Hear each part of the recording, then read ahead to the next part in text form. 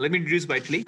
Again, Vitaly was introduced to us by Mark Hamill. Mark and Vitaly work extensively together on several different things. Vitaly works with leaders to help them produce extraordinary results. Over the last 20 years, he has worked with over 200 leaders around the world with companies like Amazon, Fire, hi Mark, and many SMEs. He uses an integrative approach, developing both leaders, people, processes all the time. He also bootstrapped a number of his own startups, one being an Amazon JV consisting of 62 affiliate marketing blogs. He's currently a partner with Quantum Leaders, applying the living organization framework that helps business executives reach magnitudes of 2x, 3x business improvements.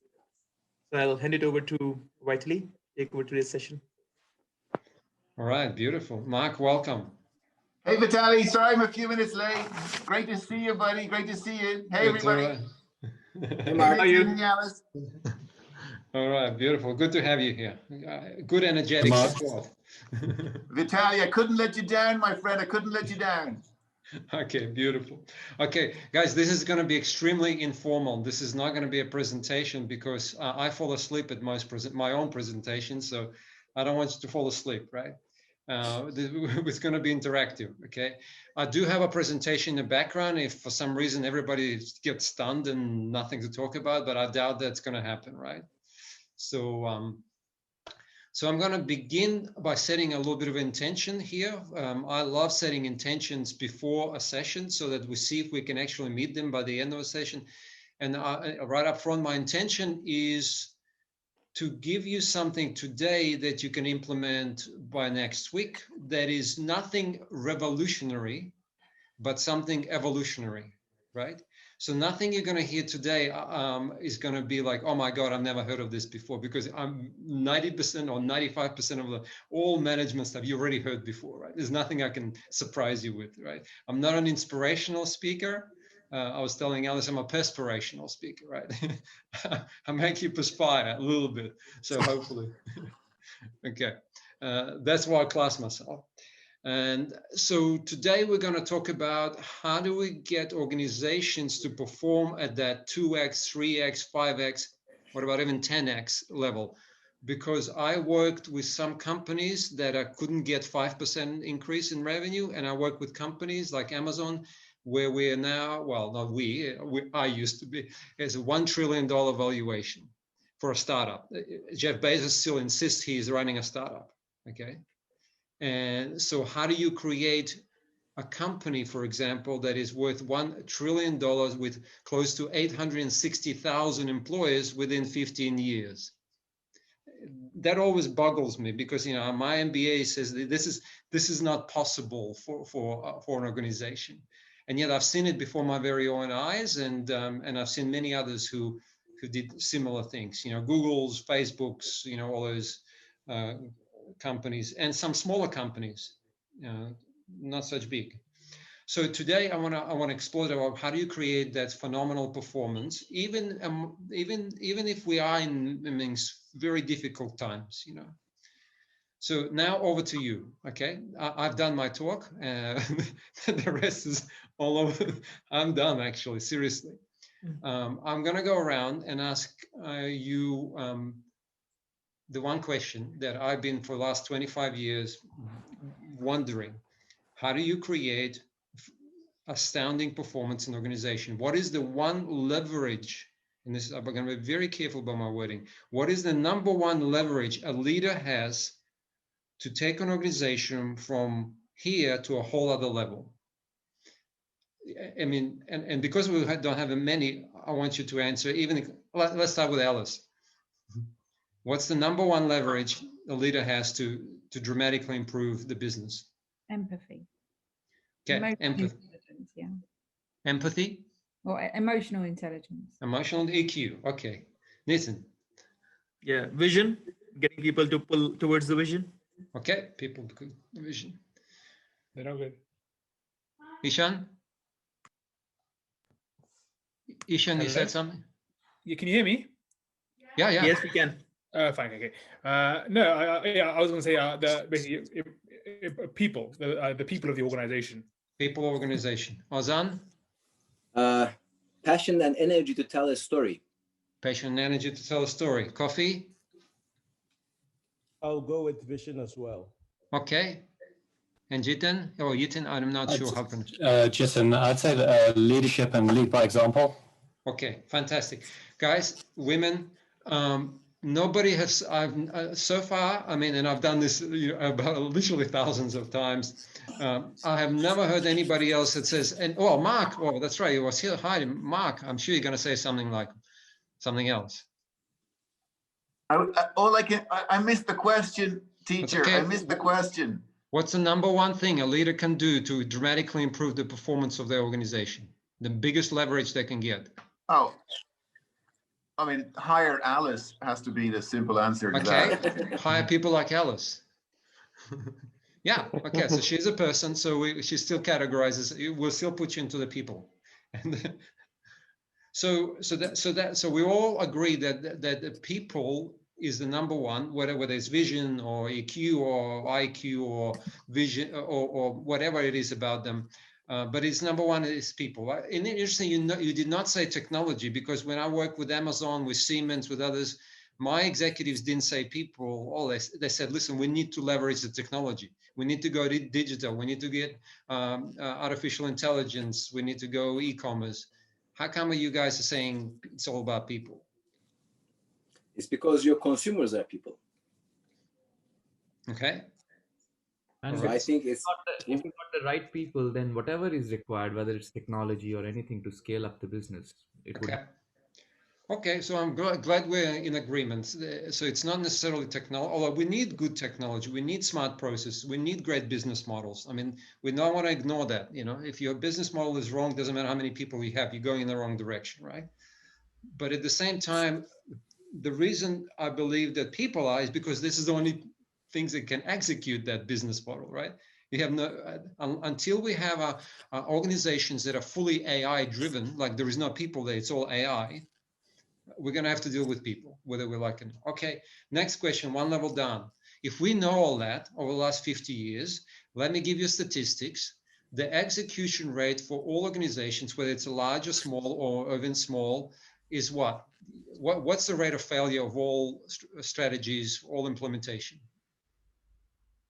75%? 75?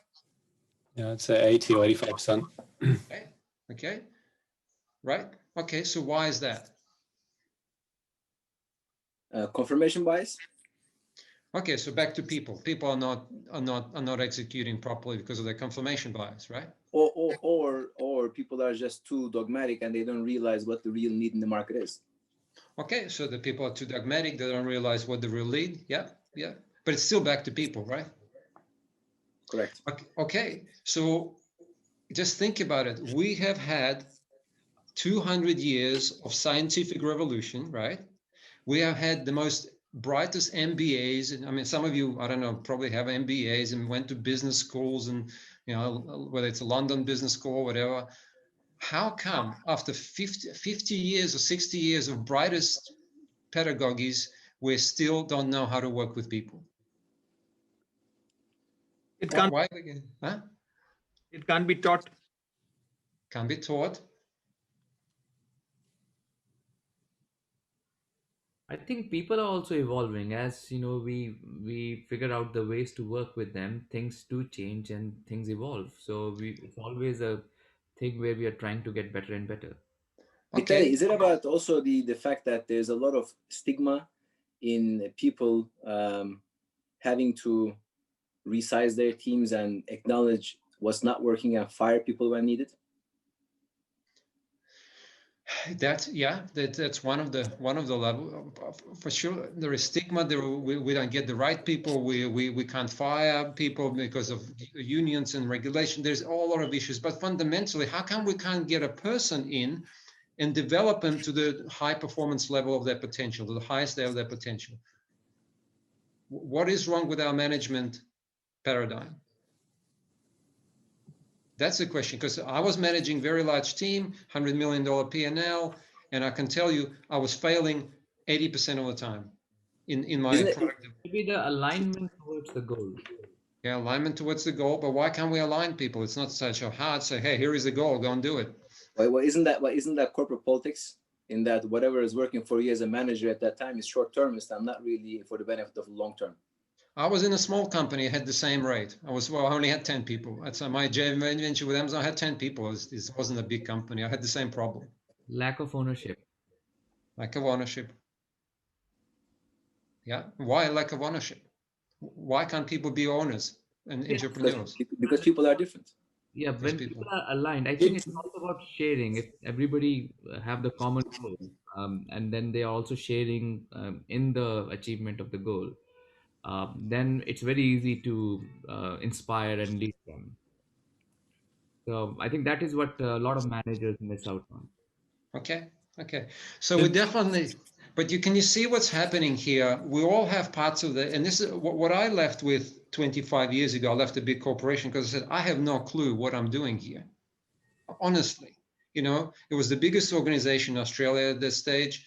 Each one of my products were 10, 15, 20 million dollars, and I was failing 80% of the time. And I didn't know, I was an engineer, but I became a manager, and I didn't know how to leverage my people. I had all these clues like you guys did, but so I left my engineering career, and guess what I started studying? MBA. Yeah, I did an MBA, and after that I knew nothing. And so after that, People, leadership. I studied psychology, group psychology, social psychology, leadership psychology. How the hell are people thinking? Because I obviously have no clue how to lead people. I mean, with all those fancy articles I read from BRW. So that's my 20 years of work. And then I met Norman Wolf, and he was a HP executive. He also had about 1,200 people under him. He did something miraculous. And he had a division in HP. It was about 1,200 people. That was the worst performing division, right? And he turned it into the best performing division within 3 years without doing any restructures, no reskilling, no retraining, nothing actually that you could be visible, right? And I said, Norman, what the hell did you do?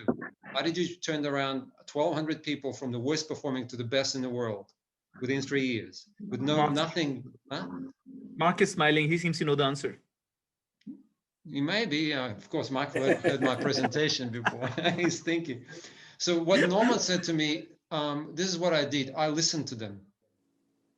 I go, wow, that's really novel. He goes, I really listened. But what were you listening for, Norman? He said, I was listening for their stories. I was listening for their belief systems, what they believe about themselves and the organization. I go, well, why did you do that? Who cares what they believe, He said, because somehow I got onto the train that whatever we believe is how we behave, is what we become. Believe, behave, become. Right? And that's not just true for an individual, it's true for the organization. Whatever the organization believes is how it behaves, it's what it becomes. And it sounds like almost like one of those, new agey old sayings, right? But actually, when I looked at quantum physics and many other living systems, I realized the way results creation is actually scientifically is produced is by first by first having a belief system, then translating that belief system into behavior, and that behavior produces a certain result. That's actually how universe works, Not the other way around, because if you don't believe, you're not going to behave that way. You're not going to, you know what I mean? Most people are waiting for a result to create the belief, right? When I see it, I believe it. When I see it, I believe it. Versus when I believe it, I see it. Is it like that law of attraction? It's very similar. Yeah, very similar.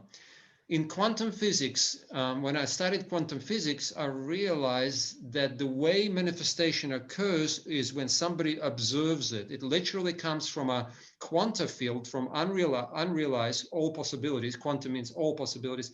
It drops into reality when a human being observes it. Right? That's the double slot experiment. So literally from purely physics, quantum physics, the only way organizations can create something phenomenal is by start believing in it first. that's, and I looked at, then what I did is I started studying the leaders, like, Steve Jobs. How the hell does this guy comes out of his bedroom or his garage and creates Apple with a few bunch of heretics, And then when I looked at his psychology, he believed he's not creating computers. He believed he's creating works of art. Literally, he's recreating the industry. He's disrupting the whole industry through creating. And then every software guy he came in his company says, "What do you think you're doing here?" It was asking him, right? And the guy says, "What am I doing?" Well, of course, what I'm doing is software. I'm creating all the hardware. He goes, "You're going to be fired. If one more answer like that, and I'll fire you if you still don't get it." He goes, "What do you mean?" He goes, "You're not creating software. You're not creating computers." He goes, "Well, what am I doing, Steve, here?" He goes, "You creating artwork. You're an artist. You're a creator. You're fundamentally reshaping existence, And the young software guy goes, "What the hell are you talking about?" He goes, "I'm just doing code." He goes, he said, "One more," and he would fire him on the spot. Within 2 hours, that guy would be gone. He said, "If you still don't get it, you don't belong in my organization." Because he was a bit of an asshole, actually. Steve was very, he wasn't a nice guy at all. But what he managed to do is get the story, the belief system into every one of his people as they are creators, they are artists, they're creating masterpieces, right?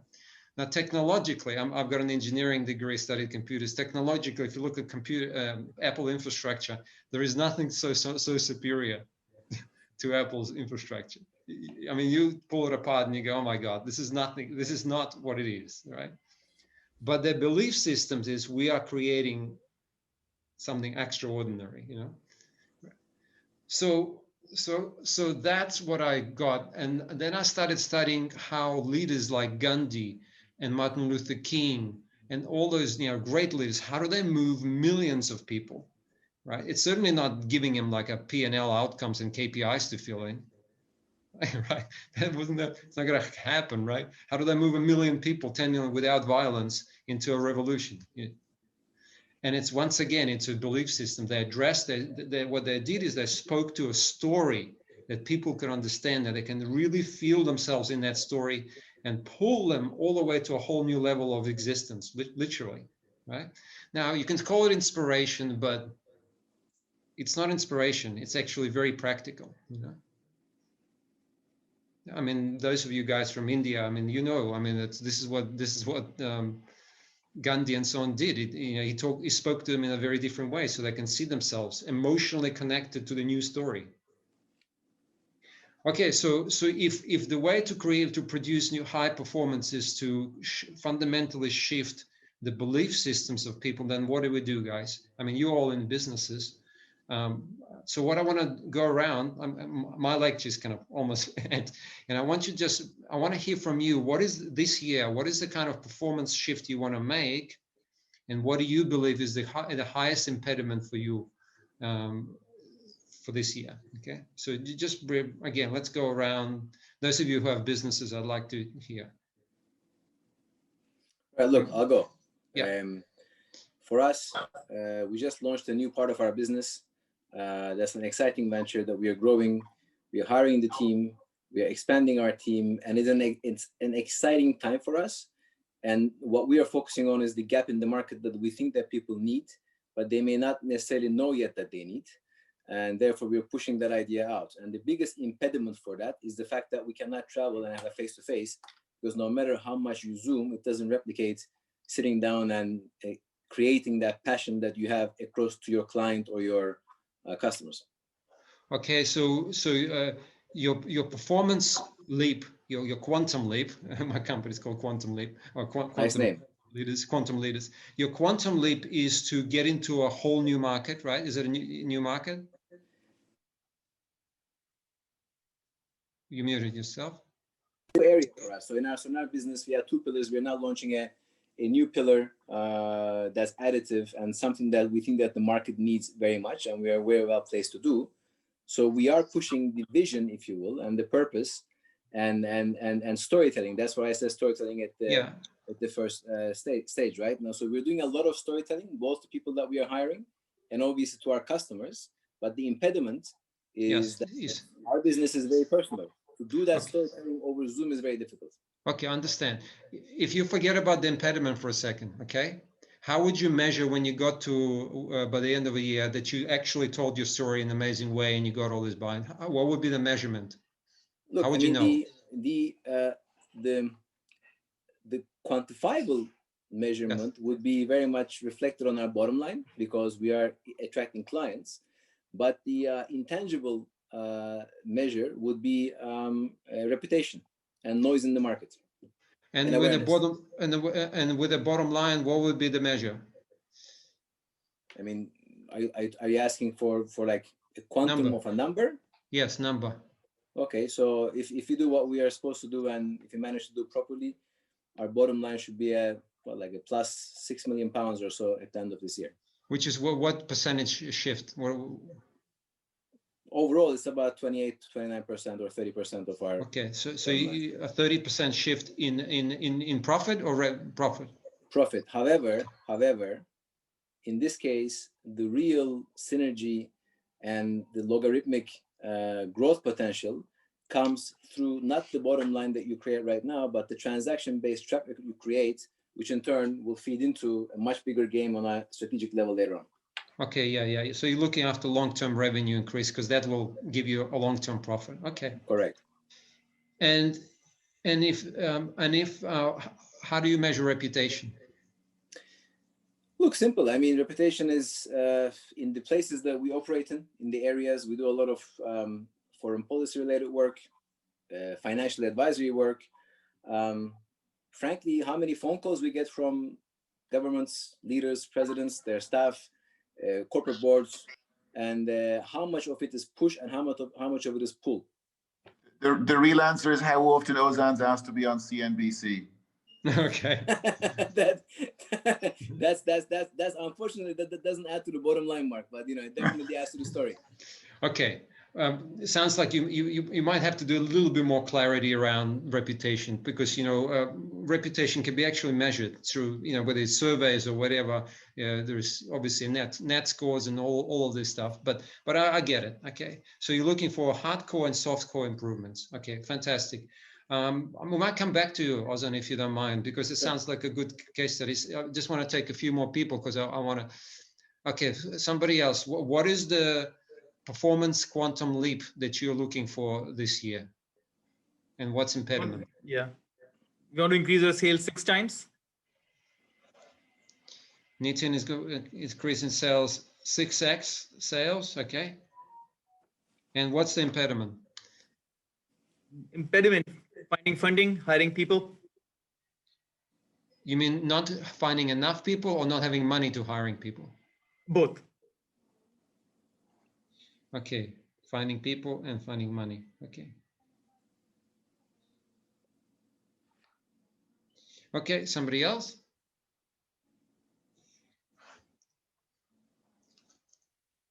Well, I should have asked you but yeah, I'm sure you know how much money you need this year. Okay, somebody else? Andreas? Because you're going to get away soon. Yeah, I have to leave us at the moment. Performance, we want to tap into a new market segment, which is a bit of an unknown for us. So we know there's a huge market, but it's a long-term vision. So the biggest impediment is in a way to find out what is really the potential we can grab there and how much resources shall we put on this very uncertain future already now, or what the right time to move. But what is the quantum leap? The quantum leap is increase of revenue in the end. How much? Difficult to assess. As I said, this is a big portfolio, depends which way you go. It can definitely add at the end 30% to the business in a time of maybe 5 years. Okay. It's hard to assess potential. Okay. All right. Anybody else want to go? I need to leave, but I looked at the recording later. Apologies. Absolutely. We'll solve your problem while you're gone. Very good. Send me an email. Yeah. Okay. Anybody else? No. Come on, Mark. You have goals. You have quantum leaps. Vitaly, I'm a not-for-profit. No, come on. I don't care. I don't care if you're not for profit. Tell me about the profit in a No, non-for-profit way. it's a great question. Look, I love the quantum leap idea. Look, I think in the executive search space, in spite of everything that's going on, I haven't asked myself, enough the question. Hence, I feel a little bit unprepared. But I would say, so the question is, what would be the quantum leap This year. from last year to this year? Yeah. Yeah, it doesn't have to be a huge. It's just compared to last year. Look, a quantum leap would be like doubling the size of the business, so like a 2x on 2x, okay. where we are currently. Like to be honest, like a 1x wouldn't be bad to do the same. Yeah. There is like survival is success kind of in the space that we're in. I get it. But no, I do believe, like, for the purpose of the exercise, we see roles come in, yeah, and I would say even this quarter, the pipeline is significantly stronger than what it was in Q3 and Q4 last year. So whether that's like investors or people just deciding, or we're just looking in more fruitful places, it's going to be a combination of those things. So I would not find it ridiculous to look at doubling on what we did last year. What's the biggest impediment, Mark? What do you think is going to be the biggest impediment to do that, even 1x? Oh, it's me. It's always me. Okay, I'm so always it's you. the biggest impediment. I mean, look, if I look at, discipline, as in self-discipline, focus. Sorry, if I look at those two things alone, when I'm on, and it's great. But there's enough days when it's just hard. Yeah. It's just hard, and you're just feeling that you're not doing all you can. So I would say from a team point of view, I'm very grateful for the team I have in place. I would say the biggest impediment, is me. Yeah, that's wonderful. Okay, yeah. well, let's work on you, if you guys don't mind. Well, let's work on Mark just for a second. I'm going to rotate it around. Believe, behave, become. Right? I mean, we just concluded that the biggest problem in organizations is not necessarily technology; it's people, and it's the belief system. Behind the belief systems, there's usually another level. It's called the story. It's our programming, our fundamental programming. That's what I learned over 25 years of psychology and becoming a life coach. Right? It's not necessarily that we lack belief; is that our stories that it form are not incongruent with where we need to go. It's our world views, right? So Mark, what do you think are, like, what would you say your limiting beliefs that don't allow you to, you said, to be more, whatever, focused, more disciplined, whatever. What's behind, what is the story that, and I know this is vulnerable stuff, and That's okay. but we're not going to your sex life yet, But sometimes that's after the watershed. Guys, I'm drinking water. Should I put something harder on, like a whiskey? Where is this going to? No, trust me, when I work with executives, they say, I'm feeling more vulnerable and I can talk about my sex lives easier than this. No, just feeling out, and this is not a right or wrong. Yeah. What is the impediment in your story that you still tell yourself that does not allow you to be consistent, focused, that really, really like a high energy? Yeah, I mean, I would say very simply, Vitaly, it's probably like two things. So one is a little bit more internally controllable. The other does regard external factors. So clearly, like, struggling a little bit with kind of family health, distractions, and stuff like that. So that's clearly like an impact. Yeah. but you know what? I almost put that secondary. But in terms of like time away and focus, that does cause, you know, half day, full day, like, you know, completely sidetracked. Yeah, because, you know, family health and health kind of being the main reason. So there is that, but, you know, being learning to live with that. I think the main one and the controllable one is, you know, some combination of like mood, energy, drive, like resilience. Yeah. And look, I'm, you know, super grateful. I consider myself, you know, I'm passionate about what I do. I love being around people, which is helpful in the job I have. So I don't feel there's any like tool or skill set like missing in terms of ability. And look, I'm doing what I do for 20 years, and like I said, still like the flame burns, you know, brightly. It is, I suppose, a feeling of I mean, focus and discipline. I mean, it's just sometimes, you know, the contrast would be on the days when you're burning bright, you're just like a train. I mean, you're just going. And that's so uplifting and gives energy. And then the days when the focus isn't there because of other distractions, it's actually, I find that quite hard to get back into the flow again. So yeah, it would be, you know, and then I think of course that leads into, yeah, it's rare. I mean, it's rarely confidence, but it does border on confidence in terms of, you know. Sure. It's a perpetuating cycle. If you're not feeling good, you know, you're not performing well. You know, you should be performing. You're getting distractions, and it just kind of rolls. Yeah. And then I think maybe sometimes then that does lead to that, like, oh my God, like I've lost a day, or I've missed half a day. My inbox is crazy, and I'm struggling to get back on top of things, and then to figure out what is the priority, where's the focus. So it's kind of you know, I know stuff like that will always happen. I mean, I love the Mike Tyson quote, you know, you can have a plan until you're punched in the face. Like, it's something as basic as that. Like, I love that. Like, 'cause shit does happen, and things will go out of left field, and you will be distracted. Absolutely.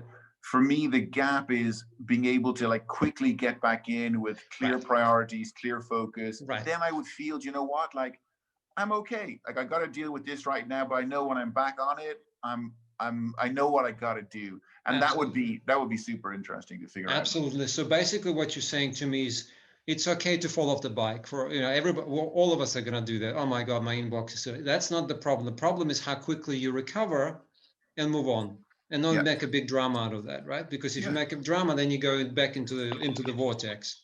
Yeah. So what can you do? What can you do to support yourself to have high mood, high energy, forgive yourself when you are not, and move? And what is it that what can you do to support yourself? Well, look, I suppose that the bike metaphor is great, because clearly it's like stabilizers. Yeah. So, you know, what would be a form of, and look, ultimately it comes down, I'm somebody who likes to be like super organized. Right. And it's when the plan goes wonky, then I feel, but my organization is kind of day to day, maximum to week organization, not beyond. So I think having more of and, you know, a plan gives me a sense of control, that gives me the ownership, the accountability, and the priority. And it's scary when, you know, you don't have the plan to refer to. Yeah. So that's, okay. I think I have a couple of things for you, because just for interest of time, usually we take another hour to go through that. This is what I'm sensing, and this is what I work with executive when I do executive coaching. First of all, most of us who are achievers, we kind of a little bit of control freaks. I mean, all of us are. You know, it takes that kind of personality to become a leader. You know, just realizing that it's not really you needs to perform.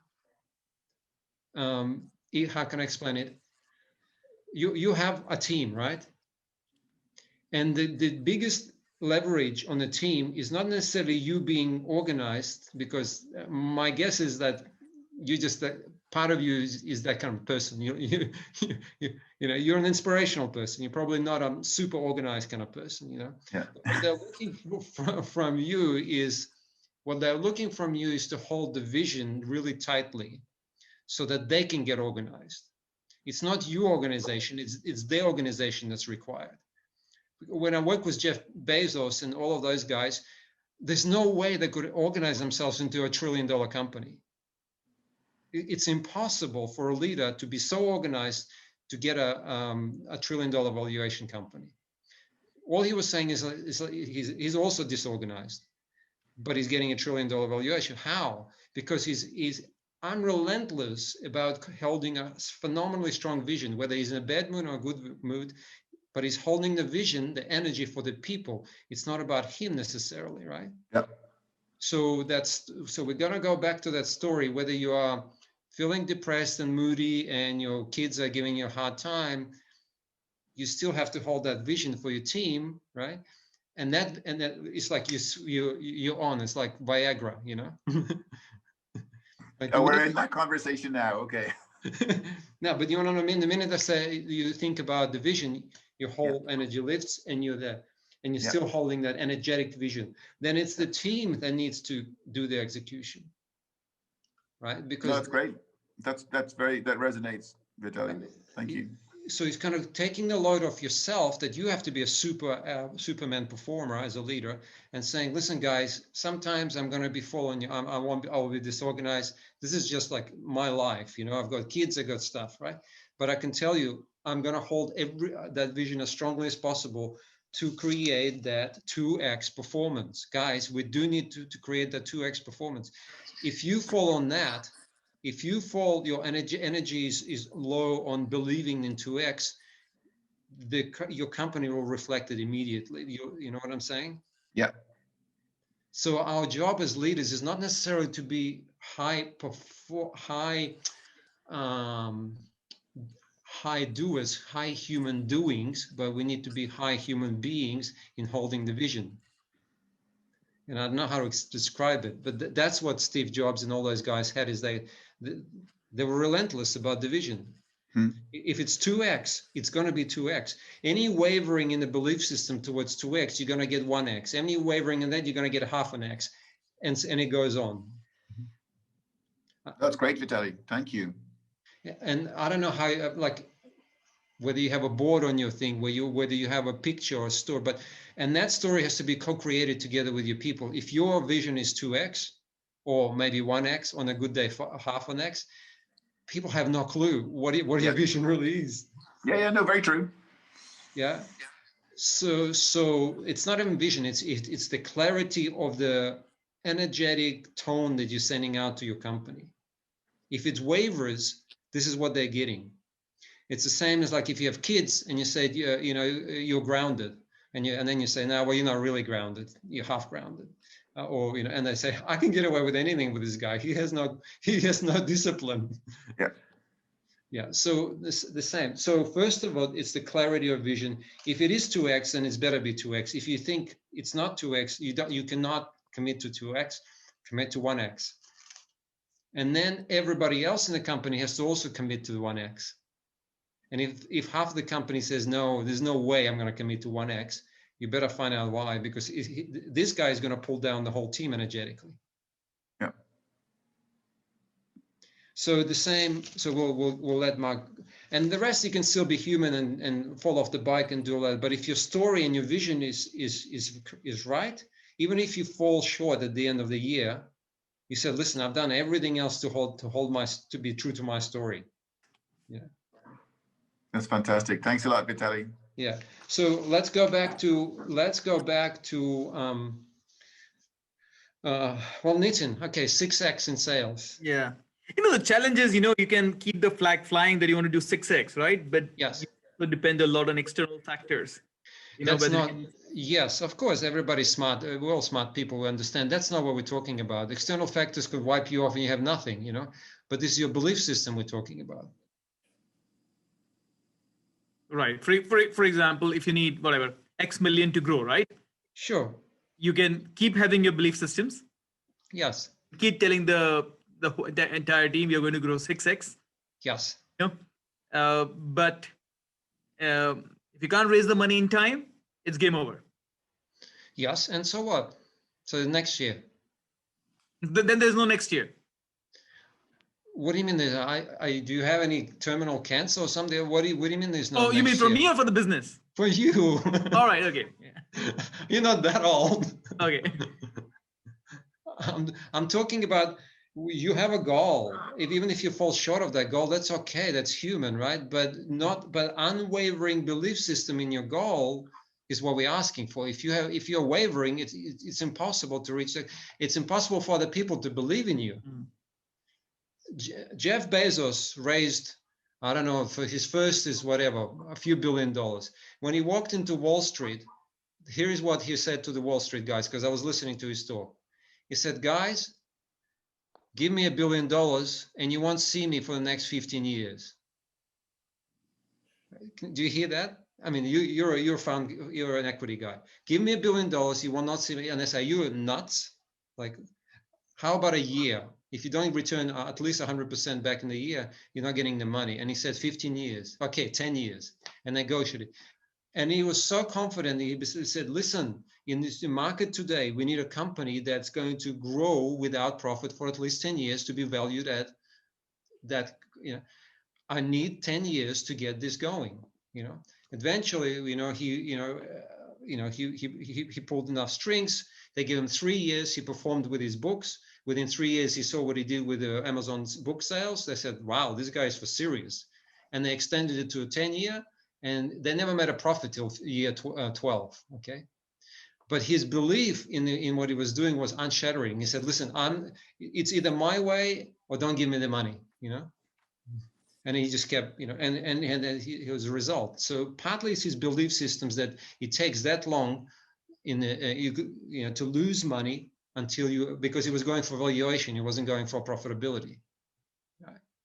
Vitaly, though, let me ask a question. How many non-Jeff Bezoses are there for every one Jeff Bezos? Like, I understand. Yeah, I'm giving interesting idea to walk into Walmart and say, look, give me some money, give me, and obviously we listen to the discussion about raising finance and stuff. No, but there are many people who tried that and failed, and I failed too. I failed 3 startups. Right. What I realized, the reason I failed wasn't because of the environment was against me. It's because my old belief system. I did not quite believe in my own story. I don't mind failing, but failing on myself and my belief system, that's a different problem, right? Do you know what I mean? I mean, obviously we're going to fail. As entrepreneurs, we're going to fail. That's no problem. We're going to learn from that and we're going to move on. But if you look in yourself and you're already wavering before you even, then you're having a problem because you're sending contradictory signals to your people, to your investors, to everyone else into what you're doing. They literally can sense is that there is like what you're saying, and then they can feel your energy is like you don't really believe in that. And that's what I'm talking about when high performance athletes do a sprint, and the only thing that can shift them from that 0.1 microsecond is what? It's not their technical skills. They're already the best in the world. Is the drive, belief. I mean, when one of the top swimmers, the American guy, the American swimmer, they asked him a question. I forgot his name. He's just like Felt. Yeah, they asked him a question. How the hell do you? I mean, technically, he's not any better than any of his other swimmers, right? So, what do you do at the end? Right at the end of the when he touches, what is your mindset there? Right? And he said, my mindset is I'm never finished. I go right through as if I have not finished at all. Everybody else, when they get to the last lap, they slow down. Right just before they slow down, I go right through. And said that 0.1 of a second allows me to 90% of the time is what got me the gold medal. So he has a different belief system. So now, but I think that's also very hard to convey to financiers and venture capital funds and people who have the opportunity to give you money to start a new project or do a new business. What do you mean hard to convey? As in, you can have all the belief in the world Yes. about something and just believe it. Yes. But you can walk into 10 different VC companies and they all Right. just laugh you out the room because they think, well, you're actually crazy. You can be crazy with belief. But I don't think that's also not gonna. Isn't that about your conviction? Isn't that about your sense of conviction? If 10 of them throw you out, then 2 of them bet on you, and that's just life. Exactly. So let me give you another story. In America, there's a company, a bunch of young kids, they're all food activists, right? And they started a company competing with Amazon. And we were watching them when I worked with Amazon. And it's organic food, dry food. And so they realize there's a gap in the market for organic food, particularly in the country areas, because they don't have organic stores, but they want them. And dry organic food, you could be delivered through e-commerce. So they started an e-commerce company, and they went to investors and they said, we have this phenomenal idea. It's going to be a multi-million-dollar thing. This is exactly what you said, Ishan. And they believed 100% in that, right? And they got all rejected. 10, I think about 15 or 20 institutional investors, they all said, you're nuts, you're too young, you don't have experience, you're full of belief and full of shit. Right? That's what you mean, right, Ishan?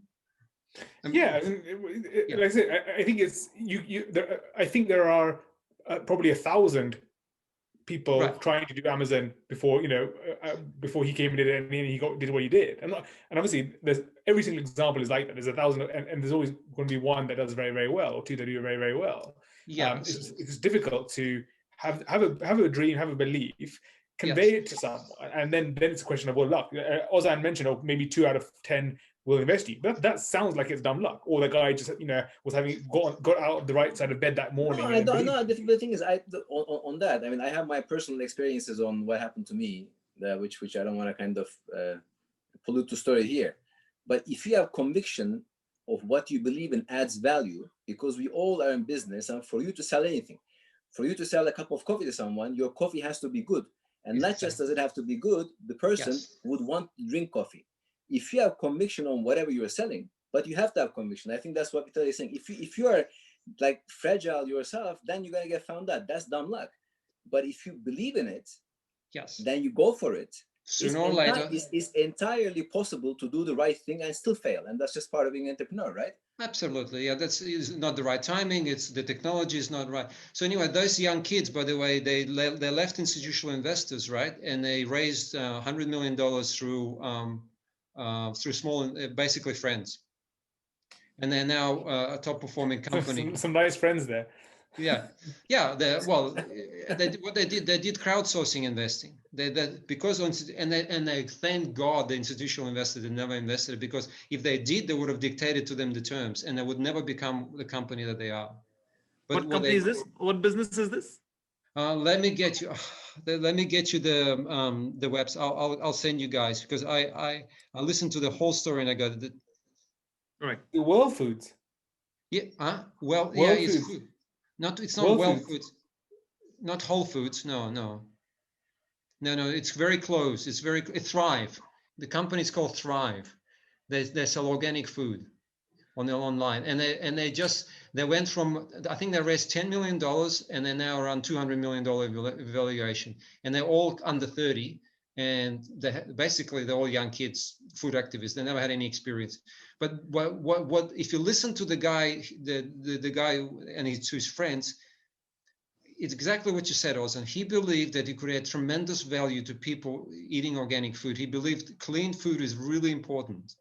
And he also believed that nobody else is supplying it to the country areas right now. And so he showed the business model, and the business model made sense. They were just a bit risky for most institutional investors. And so he said, okay, well, if you guys don't want to do it, we're going to raise a crowdsource it. And eventually he raised it that way. And they're a successful company. There's hundreds of stories like that, But he spent the last 10 years as an activist, food activist. So his belief systems were very different to a normal business person. He really believed in people's wellness. It wasn't about a business. It was about, he wanted to create a service to society that helps people being healthy, So that's a different belief. It's not belief in himself. It's a belief in doing service to others. So we call it service leadership. Now these days, what I speak to entrepreneurs, I said, yes, you need to believe in yourself, but more importantly, you need to believe in your purpose for others, doing good for the others and adding value, as Ozan was saying, even if it's a cup of coffee, but you believe in that value that you're providing. You know? So that's the story. When I work with CEOs, the first thing I ask is, tell me your story. Like, why do you exist as a company, right? Yeah, I mean, why do you exist? And they say, oh, well, to be number one in my industry. I go, how exciting is that? Like, honestly, like, I mean, how boring is that? Why do you want to be number one? Well, we want to beat our competition and we want to make profits. I go, which young person is going to follow you with that kind of a story? I mean, honestly, right? So that's why I want for you guys to reflect is, what is the reason, why do you exist as a company in terms of value to the people that you serve? If that is inspirational for you, if you wake up in the morning and you can't wait to go and deliver that, then the people under you are going to sense it or not. I mean, those who are not, they're going to leave and they're going to find another company. But those who do, they're following your story, they're co-creating a story, and that's the energy that's going to drive your 2x, 3x. That's what I came to conclude, because when I was listening to the Thrive guy, even his company is called Thrive, right? His belief system is, we're here to thrive. We're not here to survive. So, you know, now it sounds all inspirational, and I struggle with trust me, I actually struggled with this myself all my life. I have a very low self-esteem when I was a young kid, even though that's why I got all my MBAs and got all my titles and surround myself with all this, you know. But underneath, I was feeling pretty much not good enough. My story was, I'm never good enough. You know, even if I am earning $200,000-300,000 salary, that's still not good enough. I could be doing $1 million. Right? Now that lack of confidence projected into what I do. You know, I was putting up a really great front. You know, I was really smart. I had a very high IQ, but underneath, I did not have a belief in myself or the value that I provided. And so I crashed. But by the age of 35, I literally crashed. You know, and so I had to recreate myself many times over, you know, and I still struggle, honestly, you know, sometimes I still go, like, even now I'm going, am I really providing value to you guys? Am I good enough? I can hear that guy in the background, you know. But that's what I've been working for, because I realized my energy is what feeds all the people who work with me, and that travels to the customer. So organization is an energy flow. If organization is in quantum terms, it's an energy flow. You are the tone of the energy as a leader. That affects all the people, and the people affect the customer. And this is what they're buying. They're buying their energy. I know it sounds like a little bit metaphysical. No, you're absolutely right on this. Right? Okay. Another question for you guys. What is the number one company, number one organization that existed for the last 3,000 years, one of the richest in the world, and basically the longest living organization on this planet? And there's a few of them in each continent. There is, but you're talking about religion. There you go, this is my friend. Exactly. So the church, the mosque, the Vedic traditions, right? How did these organizations existed for thousands of years? It's not a startup, okay? They raised a lot of money, right? What did they do to be able to have such longevity of life and such richness and such thriveness? And I'm not talking about ethics, but sell myths. They offer hope. They often hope. They sell myths. Okay. And Jitan was going to say something. We can't hear you. I think you're on mute. No, he's not on mute. He's just not speaking. No, he's speaking. I see him. Can you hear me now? Yes. Oh, he's like echo. Mic testing. No, it's like Jesus. It's a bit like Ali G. Jitin, say something. Sorry, I was saying it's the belief. You're selling the belief, right? Of course they're selling a belief. Yeah, that's all they were selling. Believe in Muhammad, believe in Jesus, believe in Buddha, believe in, you know, right? I mean, it's faith, right? They were selling faith, their faith traditions, right? And they and over the years they kept shifting. I mean, they were living organizations. They kept modifying and adapting, and which is what we want, right? We want a living organization.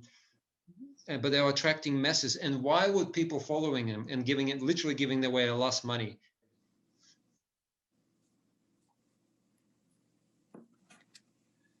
They believed. Because they believed in it. Yeah, I mean, because it basically, this is what I learned about human beings. If you have any of you read the book called Sapiens? Homo sapiens, yeah. Have you anyone? Yes. Yeah. What was the question? What was the question? What's the answer? Why human beings are the most dominating species on this planet? Well, they have curiosity. They can tell lies, create myths, gossip. Okay. Gossip, yeah. What? No? Anybody else? I reframed it a little bit different. If you actually look carefully, it's not because it's because they have the ability in their brain, the evolution gave them ability to believe in the abstract, in stories, right? They can imagine a story called a country, they can imagine a story called organization, and they can organize themselves to believe in that story. They will die for a country, right? And it doesn't exist. Evolution have never produced a country, right? But they will die for their country. They will die for church or for their faith, and it doesn't exist. So that means as human species, we actually have this ability, actually it's physical ability to believe in the abstract so much that it's very real for us, right? So when you're creating a story in an organization, you're literally pulling people to the highest level of belief system. I believe in organic food, you know, I believe in whatever in my software that's going to revolutionize the world. That belief is what is so real for them, and they will live or die by that. So Vitaly, that's also a partially, it may not be the right word, but isn't that kind of conditioning with a positive bias? Yes. I remember having read Malcolm Gladwell's Blink, and I was going through those examples, and it was fascinating to me that it was giving examples of saying, you take a similar group of students, so similar IQ, similar performance, you know, kind of homogeneous. Before they go in and take an exam, one group gets asked to think for an hour about what it is like to be a Cambridge professor, and then the other group is asked to think about what it is like to be a gangster rapper. Yes. And they mix these groups up, and consistently the one that actually gets into the mood of the professor scores higher. Of course, yes, because from a quantum perspective, literally everything in your body gets aligned towards your belief. I'm serious. I mean, you can heal cancer with this stuff. I mean, 50% genetic disorders, 50% belief, right? So we have no control over changing the gene structure of your people in your organization, right? You're not that powerful, okay? But you do have control over changing the belief, right? It's all up to you. I mean, first, starting with yourself, you have to radiate it. You won't believe, I was talking to Siemens senior executives. Each one have 100,000 people under them. My lecture to them was, guess on what? It was not on technology, because nothing I could tell them about technology that they never heard. I said, guys, you have 100,000 people. There's only one leverage you have. It's your belief. It's a story you have. It's in what you put out from what's coming out of your mouth and your level and belief systems, because they're listening to you intently. Okay. And right now there's a phenomenal gap between people and management. Do you know that? Basically people, all the survey says people think management is full of shit. Okay, they're in it for themselves. They're in it for their bonuses, and they're not in it for the people, right? It's like government, like the same belief, distrust of government, the same distrust of executives, and even small businesses. If you ask people, say, my boss is in it for themselves. You know, he wants the 2x, but what's in it for me, right? So there's a huge gap there, and this is, I believe, that's the gap that creates low performance, low engagement, I mean, if they believe you're full of shit, how are they going to follow you? I mean, what kind of performance are you going to get out of them? Honestly, I mean, just really honest conversation. If they distrust you, if they don't believe you, so that's a trust issue. But on top of, but it comes to your level of, belief. And then the second part of it, all right, if we establish that people are operate according to their belief systems, right, and if they trust you and they're totally enrolled in your vision, they will do a lot of things for you. But then there's the second impediment to that, okay? Some people are simply not capable of doing certain things. Would you agree? Right? Yes. I'm not talking about technically capable, right? Their maturity level is not high enough, right? So let's say you have, any of you drive the Mercedes or whatever, or some nice car, right? And you give that keys to your kid, say a 10-year-old kid, and you say, go, take it for a spin. Would you give it to him? Honestly, right? So you're doing the same thing with some people. You're saying, hey, here, go and execute on this strategy, but these people have not maturity level to do that, right? So then what is your role as a leader? What do you do then? I think to find out which people fit which roles better.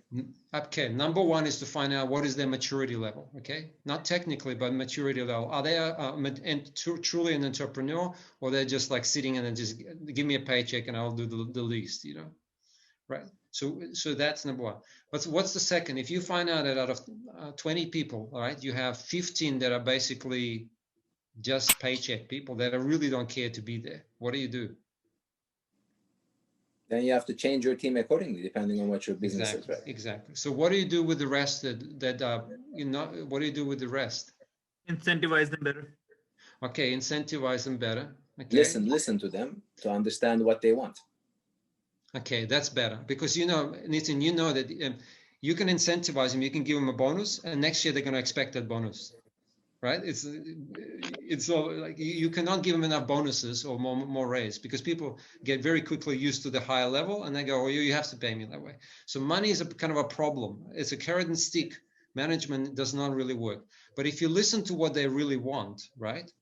Just like I said, Mark, what do you really want? Mark said, I want to go to 1X. I want to have a more control. I want to be more up mood. It's exactly what I was doing. As a manager, you're doing the same with your person who says, what do you want to achieve this year? What is it that you really help you perform this year? Now, someone might say, listen, I don't want to perform. What I want is more time with my wife, right? And maybe that's important for them, is like not work, but actually more time with, then you help them have more time with your wife. Actually, if you think about it, it's the smartest thing you can do, right? Because that's what we'll get. And when they come back, they're going to work twice as hard for you, because that's what they got what they wanted, So it's called developmental approach to leadership. And it recognizes that each person has a certain goal and potential that they want to achieve. Some of it monetary. Some might say, I just want to earn twice as much money. Great. Okay, let's work on that. Some of them are lifestyle change. Some are educational. I want to learn whatever certain skill. And for each one of them, you develop a developmental plan. You literally sit them down and say, how can I help you, achieve what you want to do this year, right?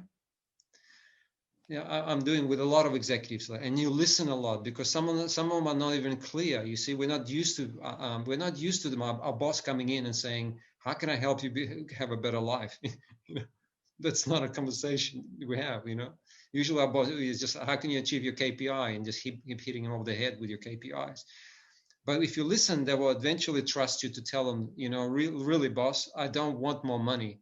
I don't really care for more work. I want to do this. I want to learn how to become a ski instructor, right? Now, usually you would say, are you crazy? I didn't hire you to become a ski instructor, right? But think about it. That would be it's not smart. Vitaly, don't you think that with all the executives you talk to, or most of the time, that it's the Machiavellian nature of the culture of the company that stops them from actually opening up as they would? Of course, but this is the problem. That's why this is what I discovered, is that we still operate in a Machiavellian mechanistic world, and what we're trying is to optimize the machine, right? So we see organizations as machine to be optimized for profit. Do you see it? Even the best of us, with full heart, I'm going to be really good to my daughter at home, and then I walk into organization and I am acting like a machine programmer. Exactly, machine. And so people can sense it. They feel like cogs in a wheel, right? and they do the bare minimum. 30% engagement rate is a good engagement rate. So that means 70% of your paycheck is going to nowhere. And you wonder, Ishan, you said, no wonder when I spoke to private equity guys, they said, we're wasting our money. If I give you the money, I know that 70% of it is going to go to nowhere because your people are only 30% engaged. So they're smart. They're my friends. I had a lot of private equity guys, and they know. And by the way, I was a private equity guy within the company. That was my job, is to do portfolio management.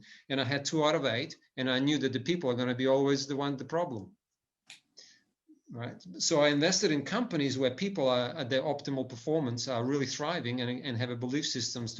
I would rather have a small company that has a belief system and they will fail than a company that gives me a phenomenal business plan and I know the people are not going to execute that.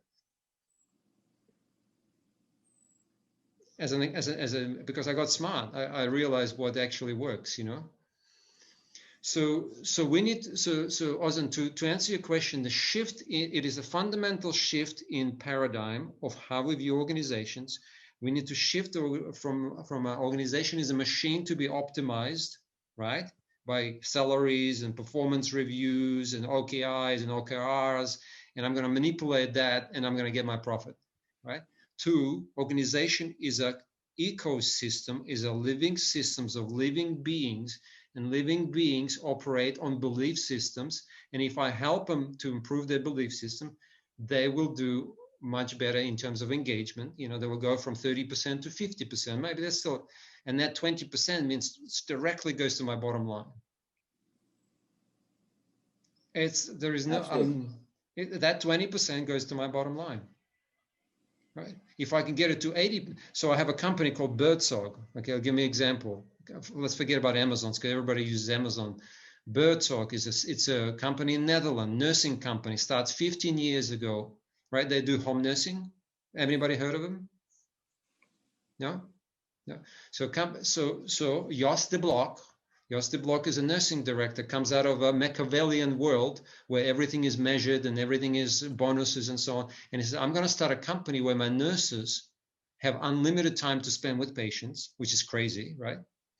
And going to have 95% satisfaction. I want at least to have 95 to 98% customer satisfaction rate, and I'm going to measure it every day, right? I'm going to be obsessed about my customers. And he starts with 5 nurses and his wife. And guess what the size of this company now? Thousands. Yeah, it's 12,000 nurses. It's the biggest, they completely taken over the Netherlands market in home nursing. Their profitability, guess what's an average profitability of a nursing company? An average overhead cost is 16%. Guess what his overhead costs? 8%. 8%. His profit doubled. Okay. His happiness rate, he calls it like a happiness rate, whatever, of the 10,000 nurses is 95%. His queue of people waiting to get into the company is over 1,000 nurses. Now, here is the most crazy part. Guess there's 10,000 people, right? I mean, you're running small businesses, but 10,000 people. Guess how many managers are in that company? How many bosses? 20. How many? 20. 20. Anybody else guess?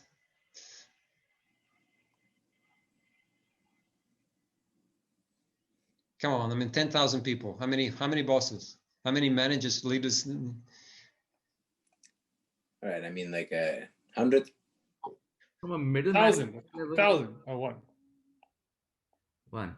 Ishan's going to say, that's full of shit. That's not going to happen, right? There's 1 director and he's part-timing.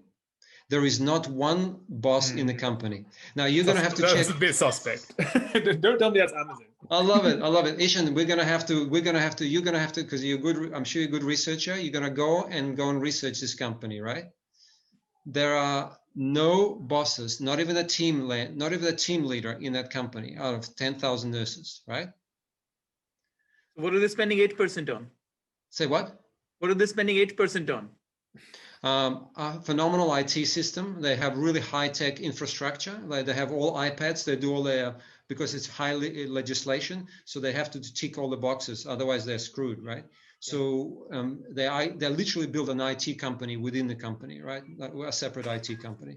They have a high legal department because they have to, if something goes wrong. And they have 50 or 60 coaches that coach every team on how to hire, how to fire, and the team itself does hiring, firing, all the financial controls. They do have accountants. They have have they just named their managers as coaches? Say what? Have they just changed the name of their managers as coaches? They have 60 coaches, but they have no managers. Yeah, good. So good point. So each coach cannot spend more than a certain amount of time with each team, and then they rotate. So the people don't get used to them and call them into a boss, right? So they have developed a system where you can coach them, but the minute they get too attached, they move them on to a different team. So it's an ecosystem, which is a living system. If you guys start studying ecosystem called network or platform systems, Amazon works the same way. They have a lot of teams, but there's a lot of bosses. I'm not saying everybody's like that, by the way, but just it's an oddball, right? But what's happening is there are new way of managing organizations they call ecosystems or platforms are merging that have very little hierarchy. I'm not saying zero, this is like an extreme, but very little hierarchy. And people are engaged because they're working for themselves. They're all entrepreneurs. Each team is a micro enterprise. This is actually the word's been used. So how do they hire? How do they make sure people that are coming in are the team itself hires locally. Each team, they're organized into districts. So each district, nursing district, and there's 12. It's not just nurses. There are therapists and so on. They work as a team of 12, and they hire and they fire collectively as a team.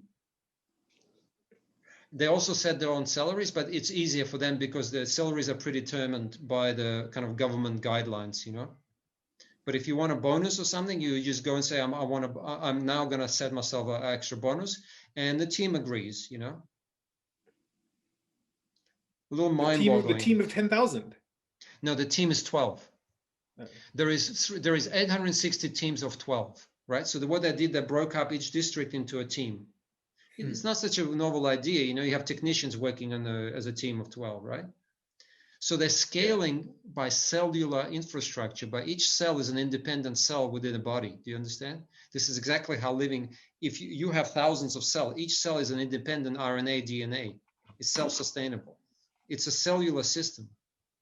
Yourself. Yeah, that's true. But you're not asking, in that case, you're not asking your cells to do anything differently, right? They're programmed to do one thing, and that's all they're programmed to do, right? So again, right. It makes sense with the nurse. Like a nurse, if nurse is going into a job, right. and every single day from 8 o'clock in the morning till 4 o'clock in the afternoon, she's right. just doing vaccination. The next day she comes in, does vaccination.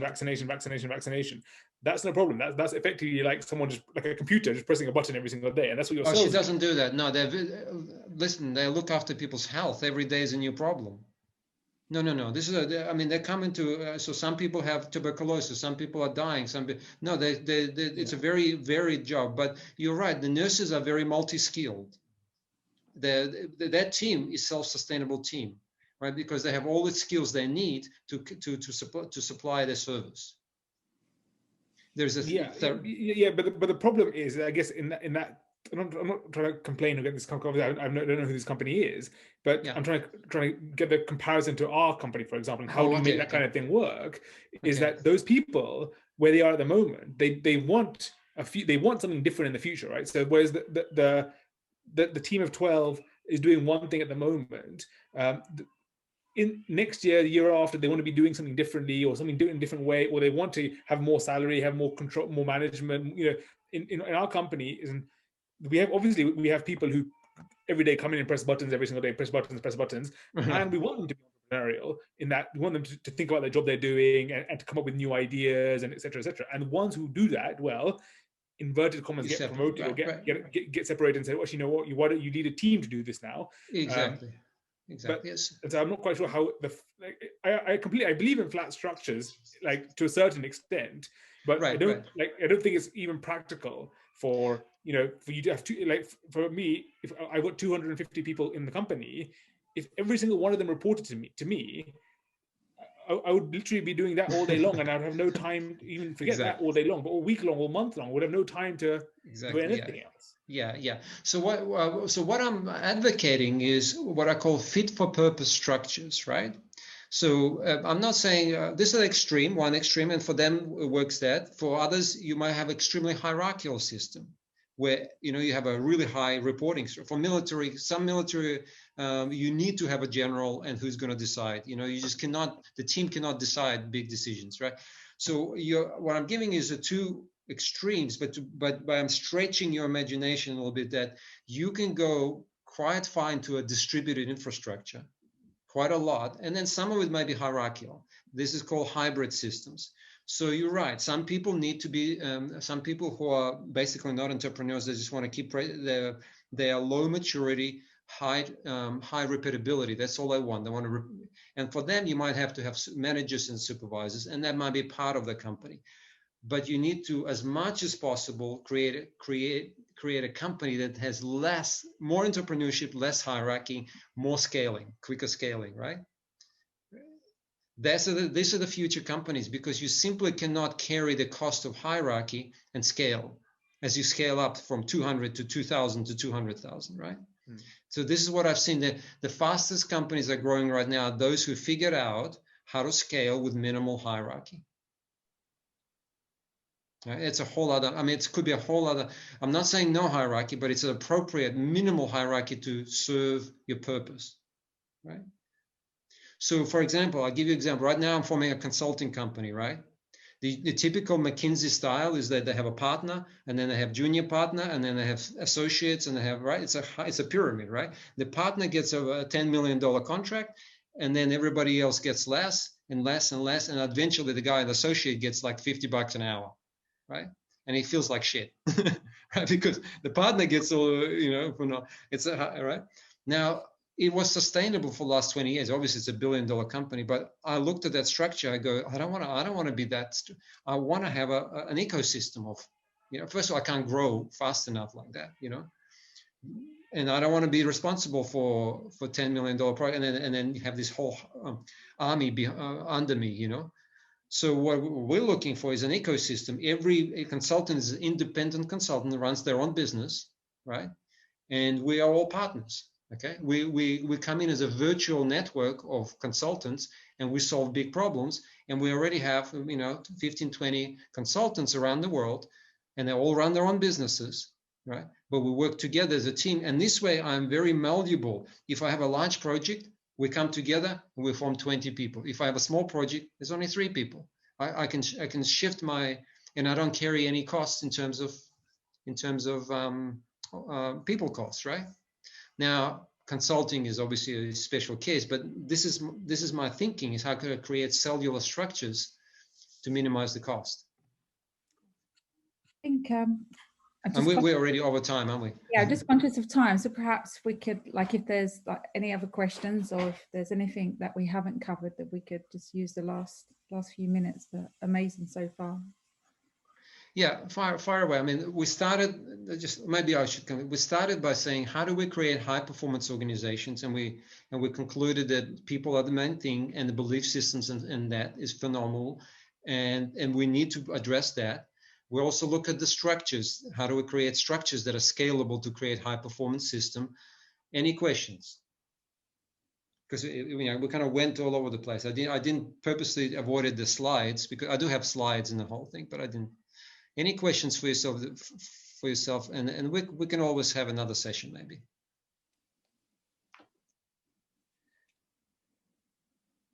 I think it was great. I love Hi, it's Kofi. Coffee, yeah. I just wanted to ask, how does culture and jurisdiction come into this?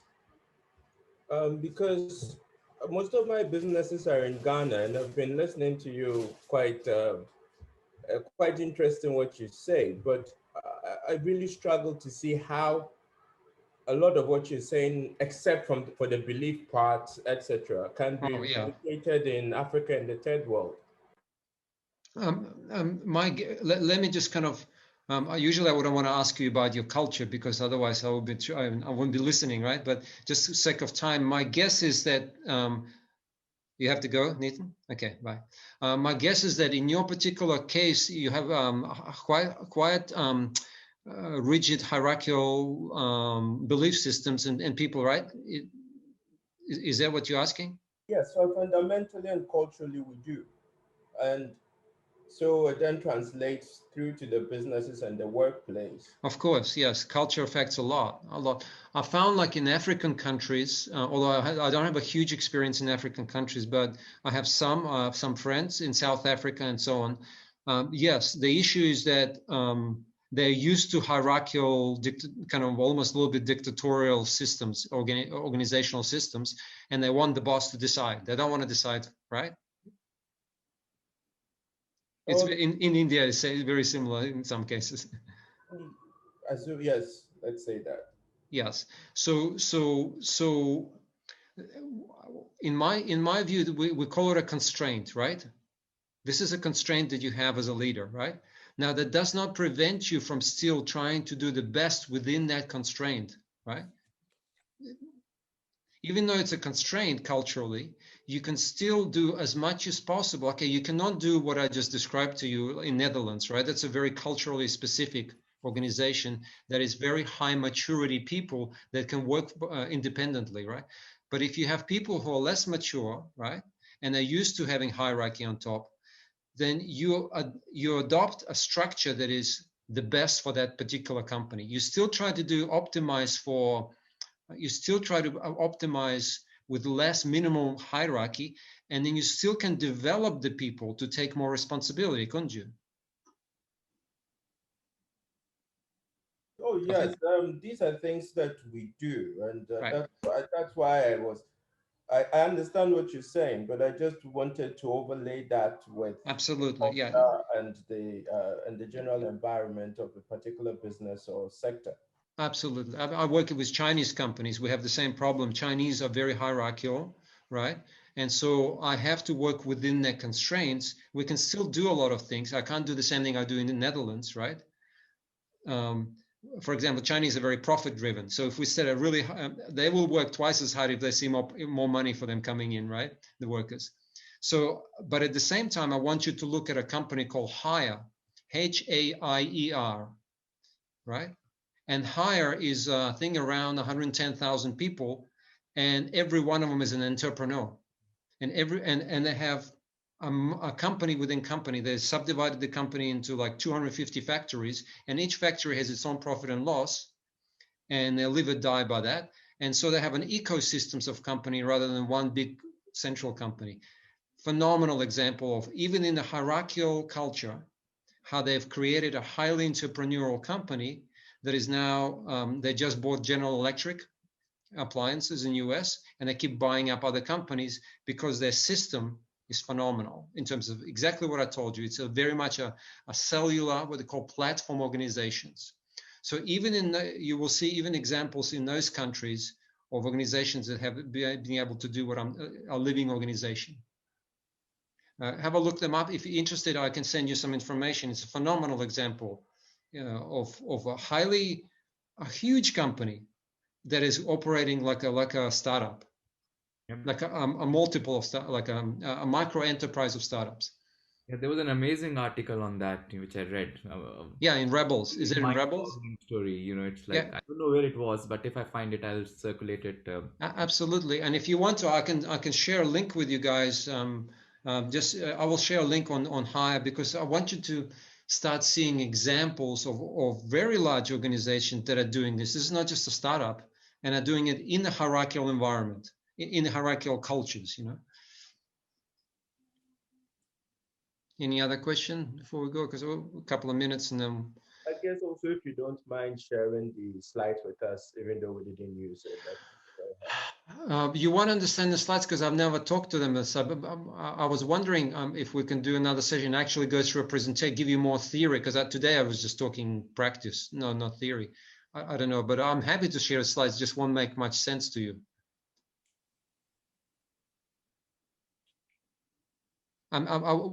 The other thing I could do is record a presentation for you, maybe, and send it to you.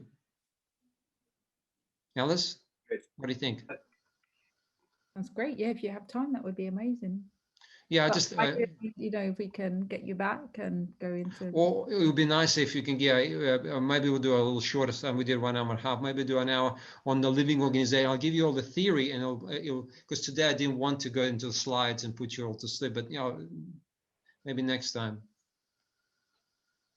Brilliant, amazing. Vitaly, I love the believe, behave, become motto. I try to live by it, but it's not easy. Yeah. Thank you very much, Vitaly. I really appreciate it. Thank you. My pleasure, guys. And feel free also to. Pleasure. Hit me on LinkedIn. I'm a very informal guy. Just hit me. You want to ask me questions? Just hit me on LinkedIn, Vitaly Geyman, and then we can still talk. And I can send you information, or through Alice. Ask me any questions, because I've got a lot of info, but I didn't want to throw you info at you today. I just wanted to have an informal chat. It was an amazing session, and I think very energetic. I really loved it. Thank you, Vitaly. Thank you, Nitin. Really engaging, Vitaly. I really appreciate it. It's been good. Got the thought process going. Okay, thank you. Bye. Okay, bye, guys. Hope to see you again.